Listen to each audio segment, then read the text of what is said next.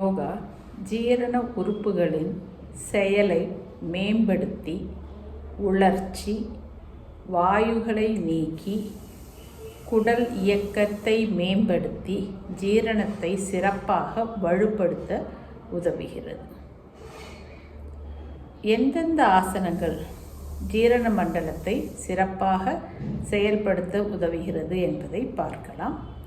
முதலில் பவன் முக்தாசன் ஆர் காற்று விடும் ஆசனம், காற்றை விடுவிக்கும் ஆசனம் என்றும் கூறலாம். அதை எப்படி செய்கிறது? முதல்ல நேராக படுத்துக்கணும்.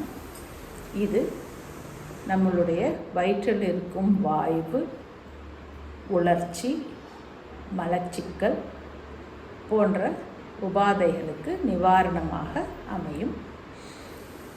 முதுகில் படுத்து கால்களை மடக்கி மார்புடன் அணைத்து கைகளால் கட்டி பிடிக்கவும். தலை நெற்றிக்கே ஒட்டும்படி தூக்கவும். இரண்டாவது ஆசனத்தின் பெயர் அர்த்த மட்சேந்திர ஆசனம். அதாவது இதனால் ஏற்படும் நன்மை என்ன என்றால் கல்லீரல், மில்து, குடல் சுத்தமாகும். கல்லீரலை டீடாக்ஸ் செய்யும். இதை எப்படி நம்ம செய்கிறது?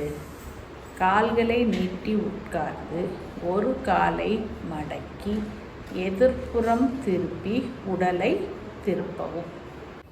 மூணாவது ஆசனம் பேர் மார்ஜரி ஆசனம் ஆர் பிடிலாசனம், பூனை மாடு ஆசனம் எனவும் சொல்லலாம். இதனால் ஏற்படும் நன்மை என்ன அப்படின்னா, வயிற்று உறுப்புகளுக்கு இரத்த ஓட்டத்தை அதிகரிக்கிறது, குடல் இயக்கத்தை தூண்டிவிடுகிறது. எப்படி செய்கிறது? 4 கை கால்களில் இருந்து மூச்சை சுவாசிக்கும் பொழுது முதுகை வளைத்து மூச்சை வெளியே விடும்போது முதுகை உயர்த்த வேண்டும். 4வது ஆசனம் பாலாசனம் ஆர் குழந்தை போல் ஆசனம். இதில் ஏற்படும் நன்மை நரம்பு அமைதியாகும், வயிற்றுப்பீடை குறைக்கும். காலமடக்கி மெதுவாக பின் அமர்ந்து மேல் பகுதியை முன்னால் வைக்க வேண்டும். 5வது ஆசனம் பேர் அபாசனம், முட்டு மடக்கி கட்டிய ஆசனம். குடல் மீது மென்மையான அழுத்தத்தை கொடுத்து சீராக மலச்சிக்கலை தீர்க்கும்.